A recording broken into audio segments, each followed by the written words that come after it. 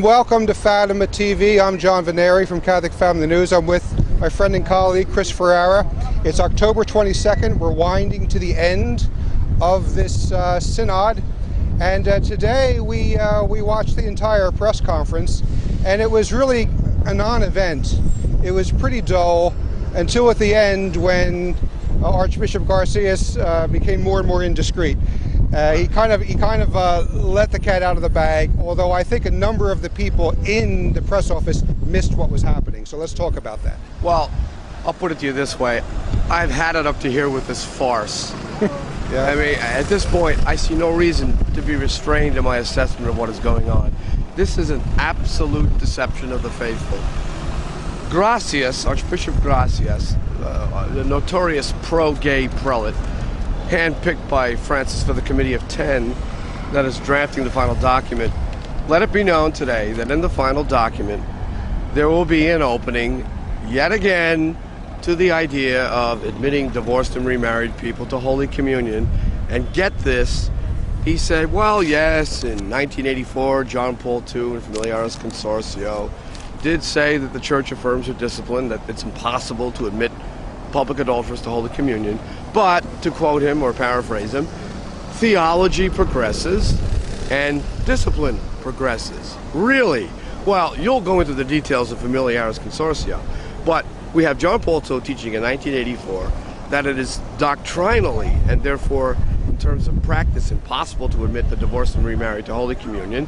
In 1994 we have a doctrinal letter from the Congregation for the Doctrine of the Faith affirming yet again, shooting down the Casper proposal, that it is impossible to admit public adulterers to Holy Communion. And then we have Benedict XVI in 2007 in Caritatis Sacramentum, following the Synod on the Holy Eucharist in 2005, affirming, quoting John Paul II in 1984, that the Church's discipline in this respect cannot be changed. Public adulterers cannot be admitted to Holy Communion.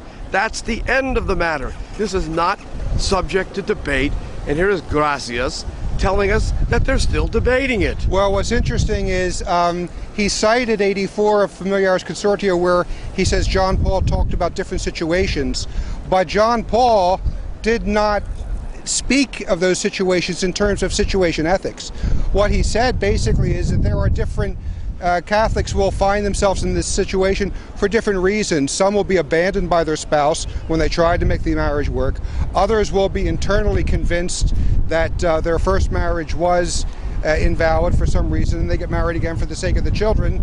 But he goes on to say, nonetheless, the Church reaffirms her teaching that they cannot be admitted to the Eucharist. Well, he suggested quite falsely, in an obvious effort. You're talking about Gracias. Yes, Gracias. Gracias, yeah, Gracias. Quite falsely, in an obvious effort to deceive the people, that John Paul II in Familiaris Consortio 84 created an opening for the admission of divorced and remarried people to Holy Communion when he spoke of discernment of different situations.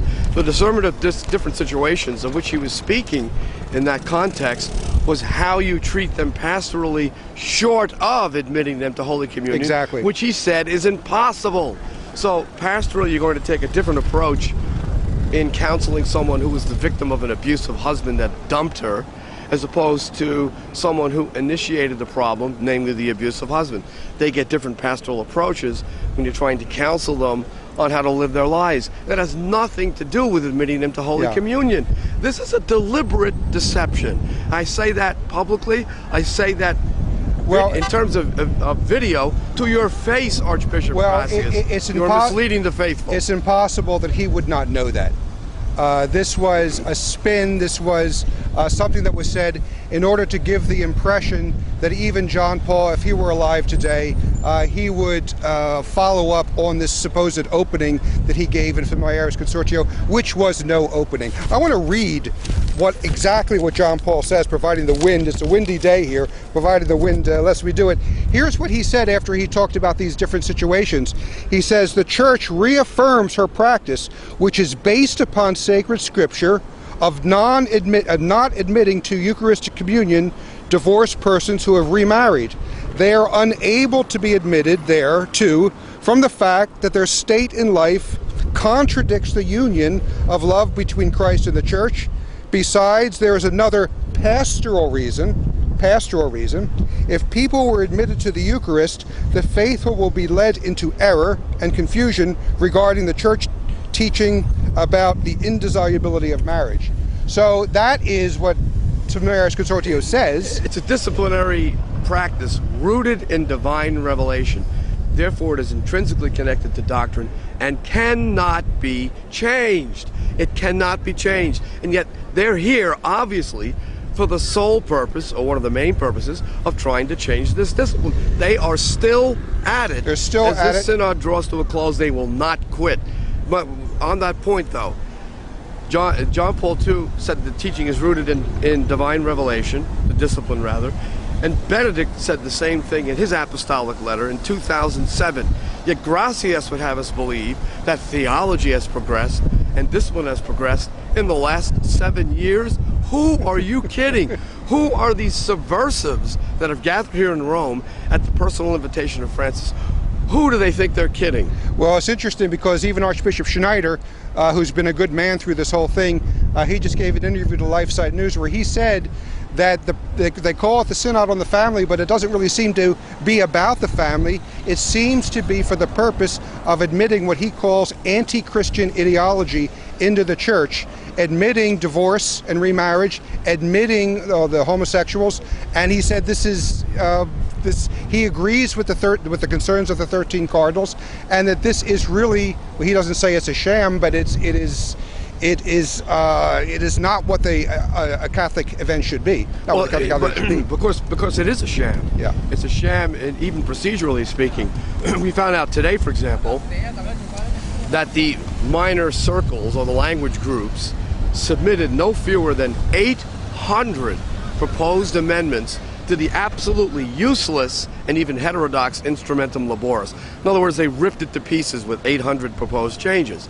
And we further found from admissions by Gracias that these 800 amendments were evaluated by another group of experts, not the Committee of 10 that's drafting the final document without a vote by the fathers, but another group of experts. Who we don't know who they are. And they were weighing the 800 amendments to see which, in their judgment, would be included in the final document. And they never told us the criteria that they're using to do this weighing, to decide which is acceptable and which is not. I think we can guess, but they never tell us that. Well, so the sham of a synod, which is all it is, I'm not going to even attempt to nuance this one. It's so blatant.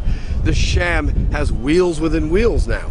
Not only do we have the shadowy Committee of 10 drafting the final document, we have an even more shadowy committee of experts assisting the Committee of 10 in determining which of the 800 suggestions will get incorporated into the final document.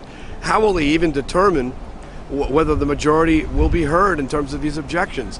And by the way, today at the press conference, we saw the continuing suppression of what is obviously the majority view, that the discipline respecting the divorced and remarried cannot be changed. Again, not one word today about the majority view. No, when I said at the beginning that early in the press conference it was a lot of nothing, you did get the bishops are there just talking about what a wonderful synergy it was and a wonderful experience, and we all get together and share our views, and that we have diverse viewpoints and blah blah blah. And they didn't really say anything. They spent a while saying it, but it was at the end when Garcias dropped the bomb about Familiaris Consortio and this theology changing over time. Well, it's becoming even more apparent than it was before, and really for me it was obvious from the beginning. Yeah, sure. That these people have come to this city at the heart of the church for one purpose only: subversion. And the only purpose the conservatives have is to try to stop it while their views are suppressed by the controllers of this synod. It's an absolute farce. And I tell you this, if you're a Catholic journalist covering this, consider tossing away your press badge and speaking the truth about what's going on here.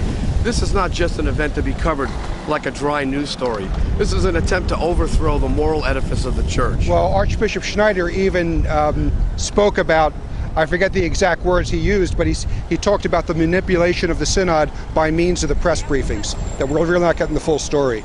We're not getting anything like the real story about what's going on in the synod hall, which I'm sure is a lot of angry opposition to this blatant manipulation and the deception typified by Gracias trying to put over on the faithful that John Paul II created an opening to have Holy Communion administered to public adulterers. This is simply disgusting.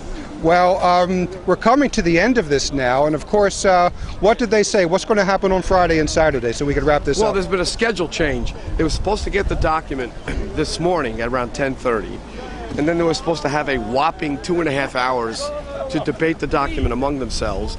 Really, basically the only general discussion permitted during this charade of 3 weeks. And then they were supposed to turn it back to the Committee of 10 tonight for redrafting tomorrow and then a vote on Saturday. Well, they shifted the schedule because of the 800 objections and other reasons. The Synod Fathers aren't getting the proposed final document until this afternoon. They may be getting it as we speak. So they only have half a day to consider it, and then part of the day tomorrow, including a ridiculous 2.5 hours of debate tomorrow instead of today.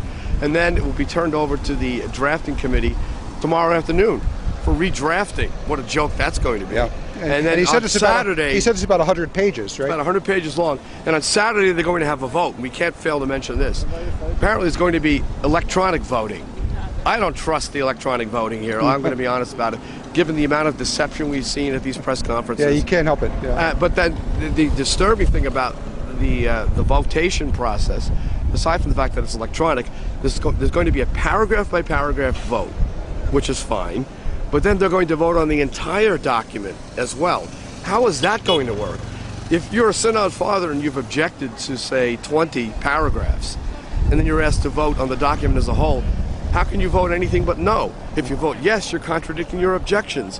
So what are they going to try to do here? Are they going to try to say, well, the document as a whole passed, even though there were 1,000 objections, we'll just worry about those later because the document as a whole, in the vote on the document as a whole, passed by, well, it could be at this point a simple majority. Simple majority, the way yes. the rules have been changing Yes, here. and we still don't know, too, if we're going to get the information about how those votes went paragraph by paragraph.